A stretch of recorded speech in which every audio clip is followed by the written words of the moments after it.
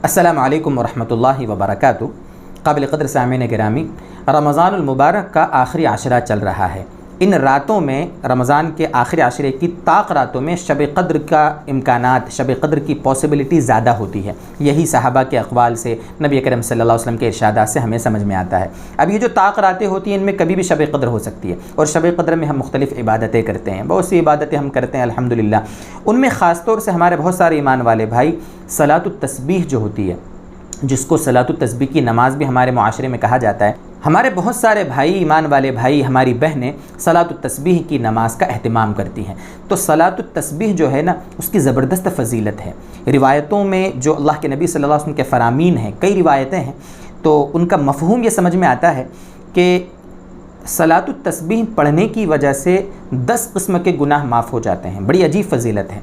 अगले गुनाह, पिछले गुनाह, पुराने गुनाह, नए गुनाह, गलती से किए हुए गुनाह, जानबूझ के किए हुए गुनाह, छुप कर किए हुए गुनाह, आलानिया किए हुए गुनाह, छोटे गुनाह, बड़े गुनाह। अब बताओ कौन से गुनाह बचे दोस्तों बुजुर्गों। इसलिए हमें इस नमाज का भी अहतमाम करना चाहिए। हफ्ते में एक मरतबा पढ़ लें, जुमे के दिन पढ़ लें, या महीने में एक मरतबा पढ़ लें, या कम से कम ये जो ताक़ रातें हैं ना रमज़ान की, इन रातों में तो दोस्तों बुजुर्गों हमें ये जो सलातुत तस्बीह की नमाज़ है, इसका अहतमाम करना चाहिए। सलातुत तस्बीह की जो नमाज़ है, इसके 2 तरीक़े रिवायतों से साबित हैं। मैं आपको थोड़ा आसान वाला तरीक़ा वो समझाता हूँ इंशाअल्लाह। सबसे पहले तो हम सलातुत तस्बीह की जो नमाज़ है उसकी नीयत कर लेंगे। नीयत करता हूँ मैं या नीयत करती हूँ मैं 4 रकात सलातुत तस्बीह की नमाज या सलातुत तस्बीह की। बस इस तरीके से दिल में सोच लें आप, अल्लाहु अकबर। अल्लाह के लिए हम नमाज़ पढ़ते हैं, रुख हमारा काबे की तरफ होता है, कुछ ये सब बोलने की ज़रूरत नहीं है, बस दिल में सोच लिया आपने, नियत हो गई। अल्लाहु अकबर कहकर हम नियत, जैसे आम नमाज़ों की हम नियत बांधते हैं, नियत बांध लेंगे। नियत बांधने के बाद हम सना पढ़ेंगे, ठीक है। सुब्हानक अल्लाहुम्मा व बिहम्दिक व तबारक अस्मुक व तआला जद्दुक व ला इलाहा गैरुक। ये जो सना हम नमाज़ में पढ़ते हैं, सना पढ़ने के बाद 15 मरतबा हमें तस्बीह पढ़ना है। इसीलिए इसको सलातुत तस्बीह भी कहा जाता है, चूँकि इसमें तस्बीह 300 मरतबा पढ़ी जाती है। खैर, सना पढ़ने के बाद 15 मरतबा हमने पढ़ना है सुब्हानल्लाहि वल्हम्दुलिल्लाहि वला इलाहा इल्लल्लाहु वल्लाहु अकबर। बस यहाँ तक पढ़ना है, सुब्हानल्लाहि वल्हम्दुलिल्लाहि वला इलाहा इल्लल्लाहु वल्लाहु अकबर।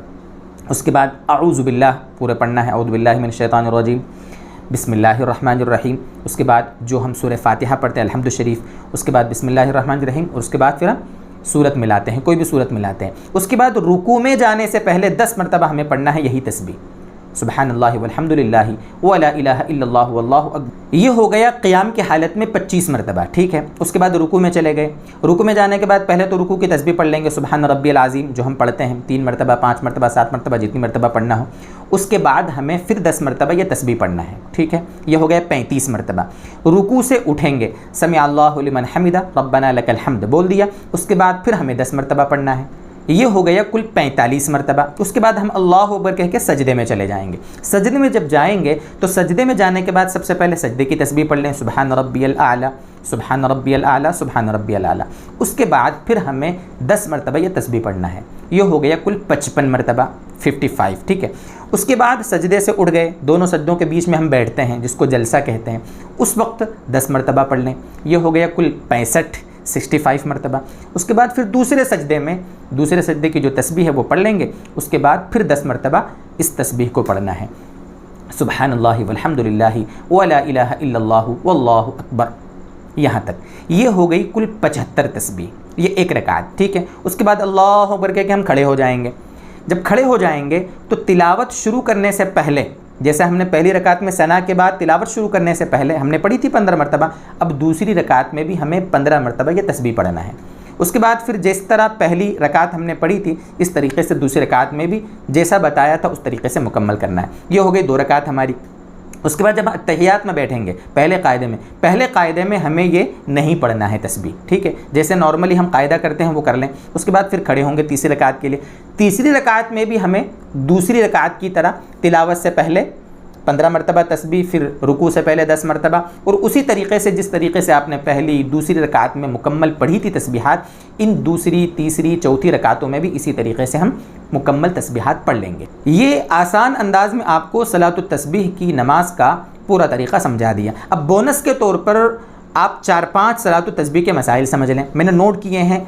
आपको सलात तस्बीह की नमाज तो कई वीडियो में मिल जाएगी, लेकिन दोस्तों बुजुर्गों ये जो मसाइल हैं थोड़े से बारीक से हैं, वो बोनस के तौर पर आप समझ लें। सबसे पहली बात तो ये है कि सलात तस्बीह की जो नमाज है ये इनफरादी तौर पर पढ़ना है, जमाअत के साथ सलात तस्बीह की नमाज नहीं पढ़ सकते। बहुत सारी औरतें जमाअत के साथ पढ़ती हैं, बहुत सारी औरतें ये कहती हैं कि हमको आती नहीं नमाज, अगर कोई एक पढ़ा देगी, कोई औरत कोई बहन पढ़ा देगी तो हम पीछे पढ़ लेंगे तो क्या नुकसान है। नहीं आती है अगर नमाज तो उसको सीखने की कोशिश करें, बड़ी आसान है, कोई मुश्किल नहीं है। नॉर्मली जो नमाज होती है बस साथ में इसमें 300 मरतबा तस्बीह बढ़ जाती है, बस इतना सा मसला है। इसलिए इनफरादी तौर पर पढ़ें, इज्तिमाई अंदाज में जमात के साथ सलात तस्बीह ना पढ़ें। दूसरा मसला इसमें यह समझने का काबिल गौर है, वो ये कि मकरूह वक्त में सलात तस्बीह नहीं पढ़ना है। अब मकरूह वक्त क्या होता है उसके लिए मुस्तकिल एक हमने वीडियो बनाई है, बहुत पहले 2 साल हो गए तकरीबन, उसकी लिंक डिस्क्रिप्शन बॉक्स में दे देंगे, वहाँ से देख लें कि मकरूह औकात कौन कौन से होते हैं, कौन सी नमाज कौन से वक्त में पढ़ना जायज़ नहीं है, तो इसका ध्यान रखें। और तीसरी चीज़ यह है कि अगर किसी रुकन में किसी मकाम पर अगर हम तस्बीह पढ़ना भूल गए और अगले मकाम पे याद आया कि यार पिछले रुकन में तो हमने 10 मरतबा या 15 मरतबा तस्बीह पढ़ी नहीं है, तो अगले मकाम पर उस तस्बीह को मुकम्मल कर लें। मान लो किसी मकाम पर 10 मरतबा भूल गए थे और अगले मकाम पर 10 मरतबा पढ़ना है, तो अगले मकाम पर उसको 20 मरतबा पढ़ लें। और इस तरह करने की वजह से सजदे सहव भी वाजिब नहीं होगा, इसका ध्यान रखें। और चौथा मसला यह है कि अगर किसी वजह से अगर सलात तस्बीह पढ़ते वक्त हमारा सजदा सहव वाजिब हो गया, यानी कोई ऐसी गलती होगी जिसकी वजह से सजदे सहव वाजिब हो गया, तो सजदे सहव जब हम करेंगे ना, तो सजदे सहव के अंदर हमें ये जो तस्बीह है ये नहीं पढ़ना है, वरना फिर तो वो बहुत ज़्यादा हो जाएगी, 300 के ऊपर हो जाएगी। और एक सवाल जो आमतौर पर पूछा जाता है वो ये कि वला हौल वला कुव्वत इल्ला बिल्लाहिल अलील अज़ीम का इसमें इजाफा करना चाहिए या नहीं।